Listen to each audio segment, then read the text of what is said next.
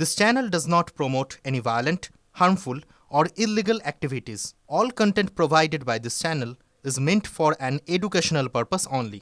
মমতা বন্দ্যোপাধ্যায়ের বিরুদ্ধে মানহানির মামলার ডেডলাইন শেষ। শাহ শুভেন্দুর নাম করে কয়লাখণ্ডে জড়িত থাকার অভিযোগ করেছিলেন মুখ্যমন্ত্রী।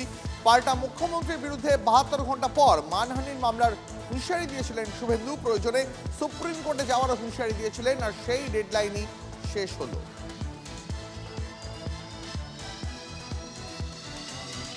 বলছে কয়লার টাকা কে খায়? অমিত শাহ খায়, হোম মিনিস্টার। কি করে খায়? গদ্দারের থ্রুতে টাকা দেয়। সাথে আছে এক জগন্নাথ।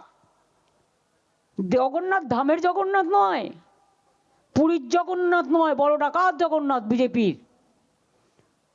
জগন্নাথের থ্রুতে টাকা যায় শুভেন্দু অধিকারীর কাছে, আর শুভেন্দু অধিকারীর থ্রুতে টাকা যায় অমিত শাহর কাছে।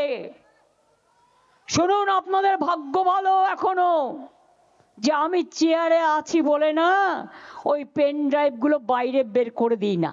বেশি লাগালে কিন্তু বলে দিচ্ছি, আমার কাছে সব পেন ড্রাইভ করা আছে, আমি কিন্তু ভান্ডা ফাঁস করে দেবো। উনি একটা একদম রেজিস্টার্ড লায়ার। উনি 6 বছর ধরে আমার বিরুদ্ধে মিথ্যা কথা বলেছেন, একটাও প্রমাণ করতে পারেননি। আজকেরটা আমি সিরিয়াসলি নিয়েছি। আমি লয়ার নোটিশ দেব, 72 ঘন্টার পরে ডিফেমেশন মামলা করব, এবং ডিফেমেশন মামলা লিঙ্গারিং হবে না। If necessary I go to supreme court. আমি এনাকে এক্সপোজ করে ছাড়বো। আমি আপনাদের সামনে কথা দিলাম, এই মিথ্যাবাদী জামাতিদের মুখ্যমন্ত্রী খালা মমতাকে আমি তাড়াবো। 26-এর ভোটে অভিষেকের মুখে ফের 250 চ্যালেঞ্জ। বিজেপিকে 50-এর নিচে নামানোর হুঙ্কার।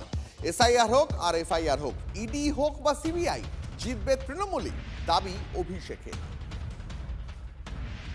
এসআইআর হোক আর এফআইআর হোক, ইডি হোক বা সিবিআই হোক, জিতবে তো তৃণমূল। আর তোমাদের 50-এর নিচে নামাবো, 50-এর নিচে। একদিকে ইডি পাঠিয়ে বিরোধী নেতাদের কণ্ঠরোধ করো, আর একদিকে ইলেকশন কমিশন মানে ইসিকে দিয়ে মানুষের মৌলিক অধিকার কেড়ে নাও। একদিকে ইডি আর একদিকে ইসি, আর অন্যদিকে মা মাটি মানুষ। ইডি ইসি ভার্সেস মা মাটি মানুষ। আত্মতুষ্টিতে ভুগলে চলবে না, ওভার কনফিডেন্সের কোনো জায়গা নেই। আমি জিতবো, কিন্তু আপনারা যদি সবাই মিলে খাটেন, পরিশ্রম করেন, 100% দেন, তাহলে বিজেপিকে 50-এর নিচে আমরা নামাবো। এটা তখনই সম্ভব হবে যদি আপনারা সবাই মিলে খাটেন। এদেরকে উচিত শিক্ষা দিতে হবে। বাংলার দম জানে না। আগের বার 214 বলেছিলাম, এবার 250 করতে হবে। 250 করতে হবে। মুখ্যমন্ত্রীর বিরুদ্ধে তদন্তে বারবার হস্তক্ষেপের অভিযোগ ইডির। সুপ্রিম কোর্টে উল্লেখ করা আবেদনে একথা জানিয়েছে কেন্দ্রীয় এজেন্সি। অতীতে রাজীব কুমার থেকে ফেরহাদের প্রসঙ্গের কথাও টেনে এনেছে ইডি। মমতার বিরুদ্ধে ঢাল হয়ে দাঁড়ানোকে অস্ত্র করেছে ইডি। আইপ্যাক কাণ্ডেও মমতার বিরুদ্ধে তদন্তে বাধা দেওয়ার অভিযোগ তুলেছে কেন্দ্রীয় তদন্তকারী সংস্থা। মুখ্যমন্ত্রীর নির্দেশেই পুলিশ এফআইআর করে বলে আবেদনে দাবি করেছে ইডি। তদন্তে বাধা দেওয়ার জন্যই কেন্দ্রীয় তদন্তকারী সংস্থার বিরুদ্ধে এফআইআর, আদালতে এমনটাই জানিয়েছে এনফোর্সমেন্ট ডিরেক্টরেট।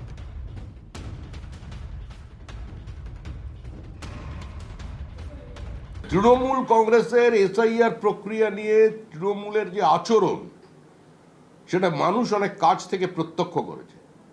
তৃণমূল কংগ্রেস চলে গেছে, তৃণমূল কংগ্রেস আর নেই। এখানে যে সরকার আছে, সরকার বলে এখানে কিছু নেই। খালি দিনক্ষণের অপেক্ষায় কবে ওখান থেকে এই আনুষ্ঠানিকভাবে অন্য একটা সরকারের কোনো মুখ্যমন্ত্রী গিয়ে বসবেন।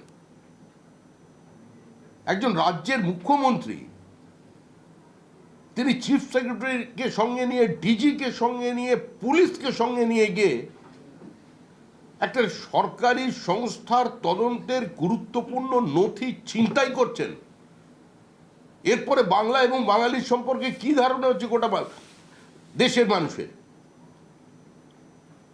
এটা তো অপরাধ, ফৌজদারি অপরাধ। ইডি সুপ্রিম কোর্টে যা বলছে সেটা মিথ্যা, কল্পিত, রং চড়ানো এবং সেটা বিজেপির রাজনৈতিক স্বার্থ চরিতার্থ করার জন্য, সাজিয়ে বদনাম করার জন্য এই কাণ্ডটা করা হয়েছে।